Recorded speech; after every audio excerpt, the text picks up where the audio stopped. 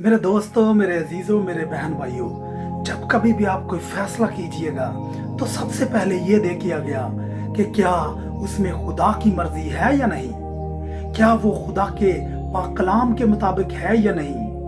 तब अपनी जिंदगी के फैसले कीजिएगा।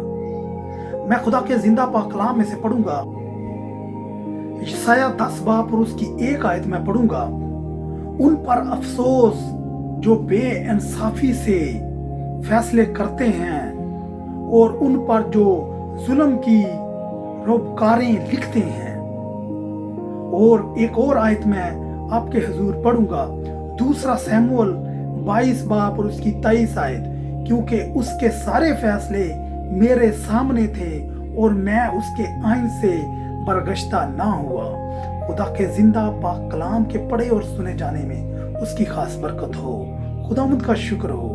मेरे दोस्तों, जब कभी आप कोई भी फैसला करें उसमें ये जरूर जानिएगा कि क्या इसमें खुदा की मर्जी है या नहीं। हम खुदा के बंदों को देखते हैं कि खुदा के बंदे बाप इब्राहिम ने बहुत सारे फैसले किए और उसमें खुदा की मर्जी को जाना और उसको खुदा ने फिर अपना दोस्त कहा और उसको, मेरे दोस्तों, कौमों का बाप बना दिया।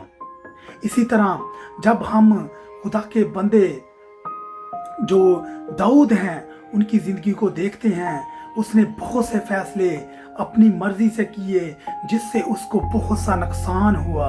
जैसे ओरिया के बीवी के साथ उन्होंने जो गुनाह किया था, वो फैसला उन्होंने अपनी सोच के मुताबिक किया जिससे उनको बहुत नुकसान हुआ।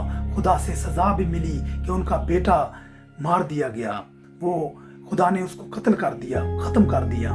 इसी तरह साउल बादशाह की जिंदगी में हम देखते हैं कि उसने जो फैसले किए, उन फैसलों की वजह से खुदा की नजर में वो नाफरमान ठहरा और खुदा की रूह ने उसे छोड़ दिया। और इसी तरह हम बहुत से लोगों को देखते हैं पाक कलाम में, सलातीन की किताब में, ये फैसलों से भरी हुई किताब है। यहाँ खुदा के बंदे बहुत से फैसले करते हैं जो अपनी सोच के मुताबिक करते हैं, और बहुत से ऐसे खुदा के बंदे जो खुदा की मर्जी से फैसले करते हैं, वो खुदा की नज़र में मकबूल ठहरते हैं।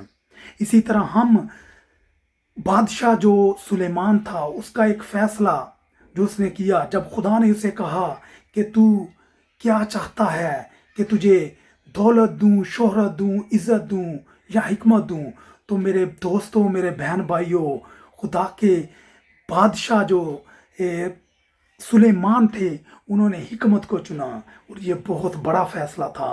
और खुदा ने उसको इतनी हिकमत दी कि उसने बहुत बहुत बड़े फैसले किए। क्या आप जब कोई फैसला करते हैं, क्या उसमें खुदा की मर्जी जानते हैं, या क्या जब कोई फैसला करते हैं उसमें कलाम को सामने रख के सोचते हैं? क्या वो आप अपनी अकल से फैसला करते हैं या खुदा की मर्जी से करते हैं? जब आप अकल से या अपनी मर्जी से फैसला करेंगे तो उसमें चांस होते हैं कि आप नाफरमान बने खुदा के, या आप मकबूल ना ठहरे खुदा की नज़र में, क्योंकि वो अपनी आप अकल से सोच रहे होते हैं। जब आप खुदा की मर्जी पर चलकर खुदा के कलाम के मुताबिक फैसले करते हैं तो आप खुदा की नज़र में मकबूल ठहरते हैं और खुदा आपकी मदद करता है। और आपके ये फैसले जो आप करते हैं वो फ्यूचर में 10 साल, 20 साल, 50 सालों में भी वो आपके मददगार होते हैं। उन फैसलों के सर पर आपकी जो फ्यूचर है वो सिक्योर हो जाता है।